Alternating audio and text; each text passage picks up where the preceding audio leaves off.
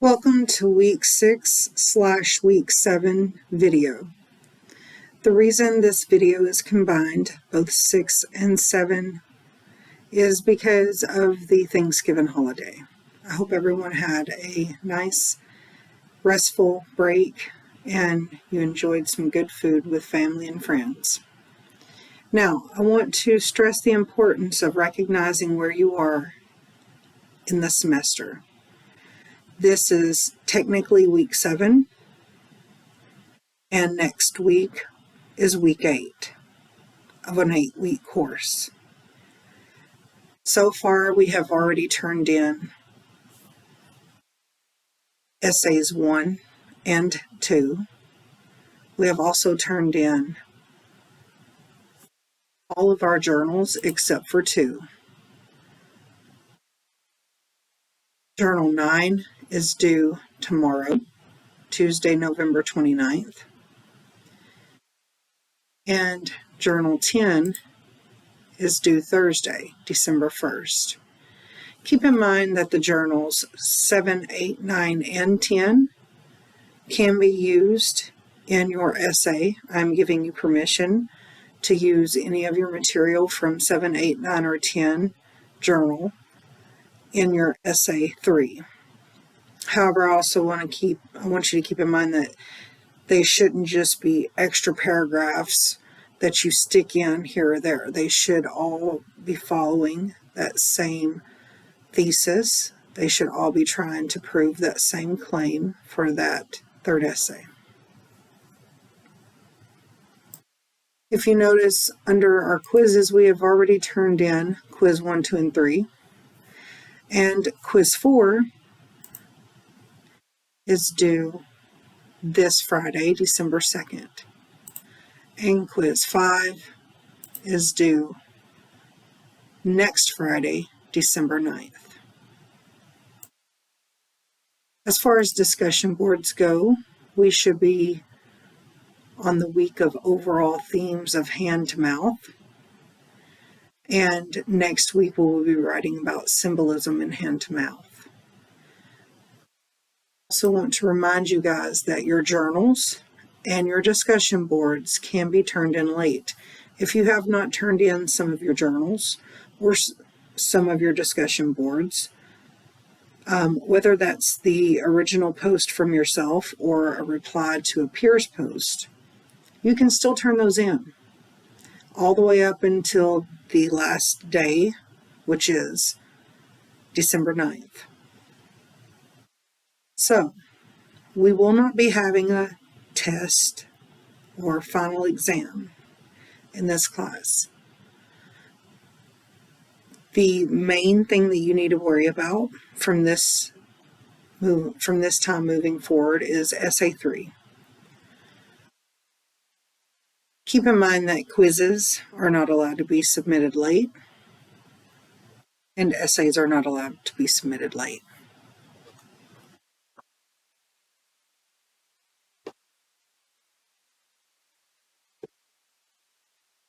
So,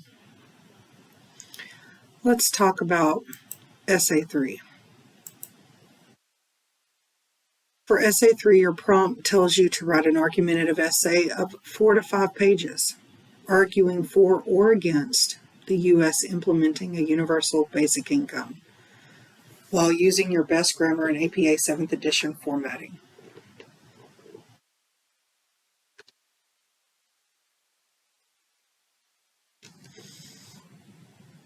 You will need to use one direct source, your novel, hand to mouth, and one indirect source, an article of your choosing, but it has to be from an academic journal. And that academic journal can be found by using our library's databases. You will need to cite from each source at least 2 times. So I'm looking for 2 citations from hand to mouth and 2 citations from the article that you choose from an academic journal. Don't forget to follow the writing process and use Grammarly. This due date is Thursday, December 8th. I will accept submissions until Friday, December 9th by midnight. Now let's look over what exactly I'm looking for in that argumentative essay. As you can see, I'm on Moodle under our classes Moodle Shell for Comp 1. And if I go to the worksheets and scroll down and pull up the argumentative PowerPoint,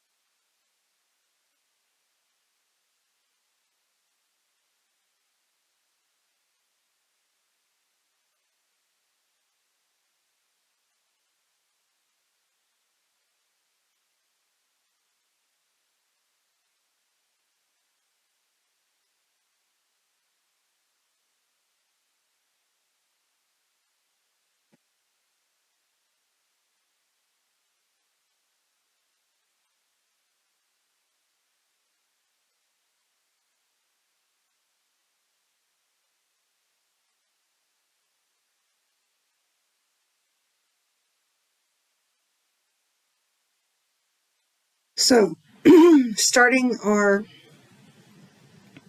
argumentative slideshow,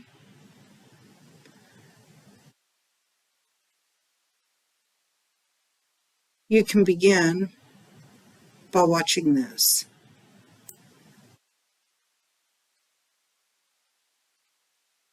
Just copy and paste that URL into your link.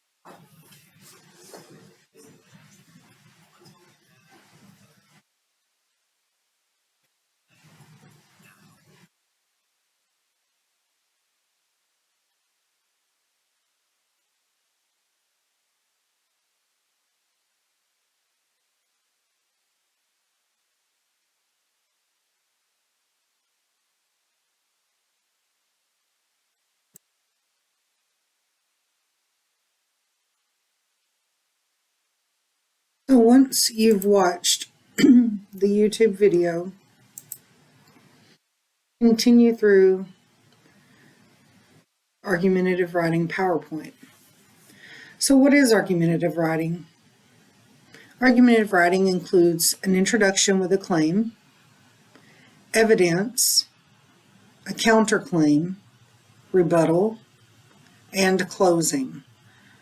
If you notice, we've added 2 more items that we're looking for in our essay than our normal intro, body with evidence, and conclusion or closing. Now we have what's called a counterclaim and a rebuttal.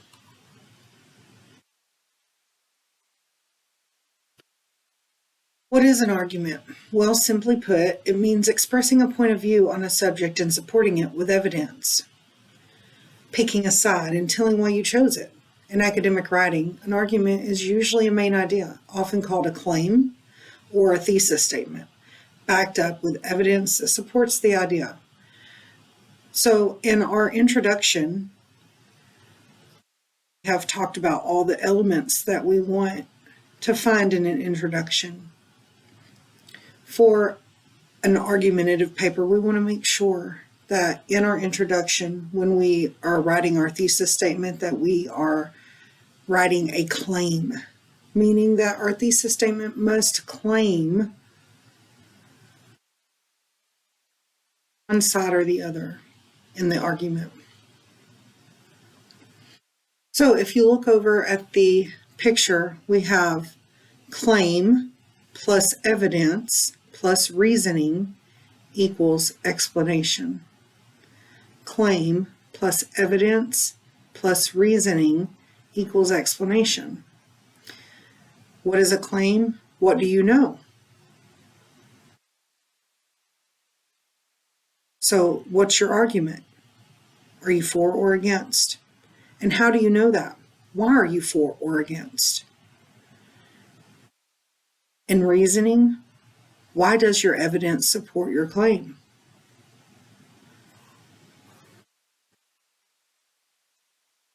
So that seems simple enough, right? You can argue about anything, and you probably do every day. So for instance, we could claim that the movie Frozen was the best movie ever made. Next, we want to make our argument stronger with evidence. Some of the evidence we could use is that Frozen has grossed more than $1 billion. The songs in Frozen are funny, catchy, heartwarming, and inspiring, like the best tunes from a Broadway show. And the movie was driven by sibling love rather than just a romantic infatuation. And these points of evidence would be what you actually elaborate on in your body paragraphs. So we might have one body paragraph that talks about the first piece of evidence, another body paragraph that talks about the second piece of evidence, and then a third body paragraph that talks about the third piece of evidence. You're writing an argumentative paper, it's important that you show you have a grasp on all sides. This is called a counterclaim, anticipating other side's argument. So you want to form a counterclaim. Show that you have a deep understanding of the issue you're discussing, and show that you are going to anticipate and address counterarguments or objections. When you are thinking of examples of a counterclaim to the point that we were making in the previous slide, we might say someone's counterclaim is going to be that Frozen is the worst movie ever made. So if we're anticipating that counterclaim, we might write that counterclaim something like, others claim to think Frozen is the worst movie because X, Y, and Z.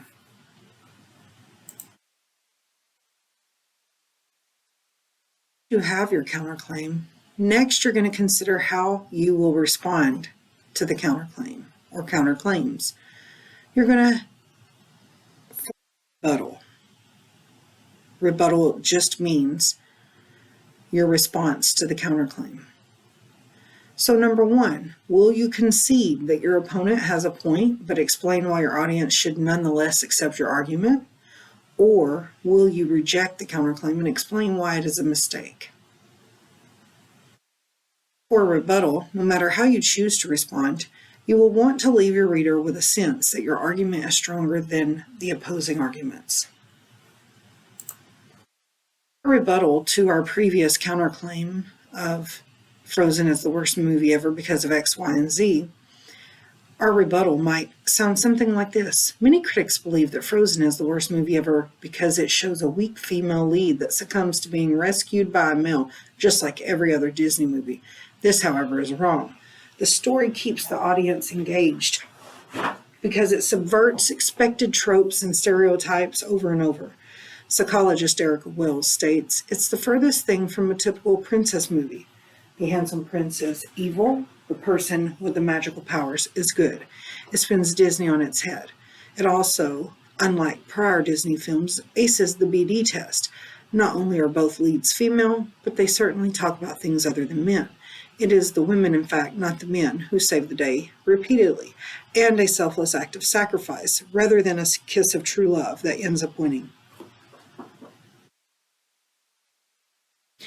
When looking at this rebuttal, we might notice that we're using some evidence from a trusted, reliable source here. And we're also using some evidence from our own research and findings, or our own opinions. Both are considered evidence. So let's recap.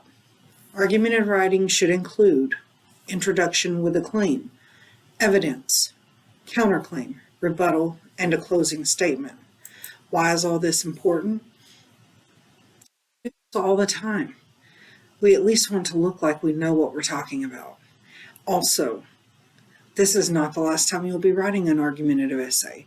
You will undoubtedly write many argumentative essays in your life, so it's important that you understand a firm grasp on exactly how to approach every argumentative essay.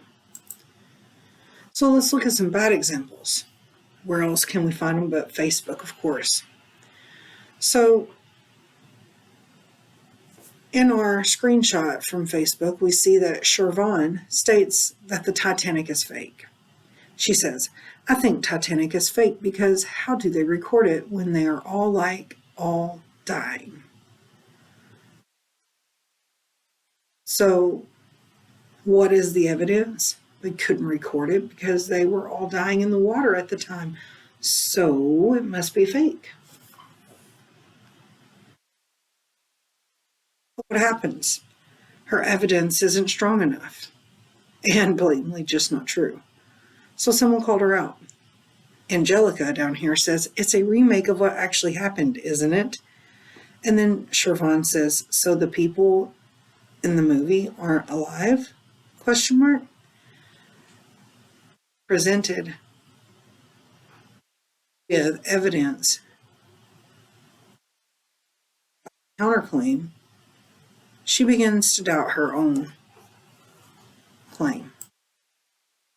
So how to make sense of an SOL argument prompt? Consider a job that would best suit you. It might be a job working outdoors or in an office or somewhere else. Write to convince an employer that you possess the qualities required to do well at that job that most interest you. Use specific examples to support your reason. So you might first start by breaking up this topic. Pick something that you want to do for a job, tell why you're right for the job, and then give examples of times you've used these qualities. That is exactly how we're going to stage our argumentative essay about whether or not we believe universal basic income will work in America.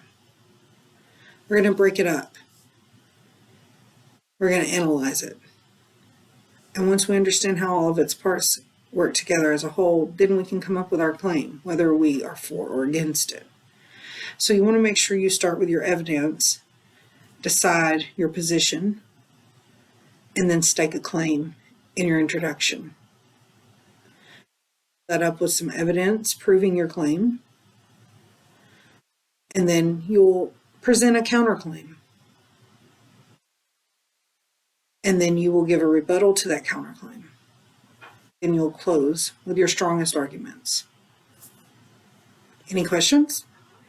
Please make sure you email me at bdixon@carc.edu or contact me on my office phone during my office hours, which are 12 to 5 on Monday and Wednesday.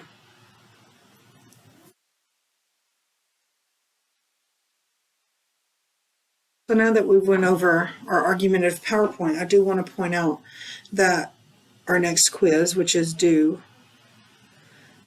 by the end of this week, is going to be over the argumentative PowerPoint that we just went over, and it'll also be over some of the information that we went over last time during our research video. Make sure that you go back over the research worksheets, how to research source sheet, and collecting research, summarizing, paraphrasing, and quoting.